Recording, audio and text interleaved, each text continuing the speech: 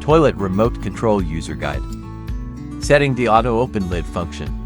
Press and hold the open button to activate the auto open lid function. The screen will display the auto open lid icon. Once the auto open lid mode is enabled, the lid will automatically open when standing in front of the toilet. If the auto open lid function is not needed, press and hold the open button again to turn it off. The icon on the screen will disappear. Adjusting the toilet seat temp. Press the seat temp button to adjust the seat's temp. After pressing the button, the screen will display the current temp. There are 3 adjustable temp levels. Currently, the seat temp is currently off. At this time, no icon will be shown on the screen. Press the water temp button to adjust the water temp. When the water temp is set to off, no icon will appear on the screen. After pressing the button, the set temp level will be displayed. Night light settings. Press the night light button to turn on or off the night light.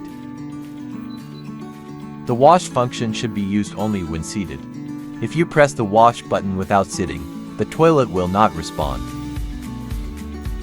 Toilet seat opening and closing function. Press the open button to open the lid. Press it again to open the seat.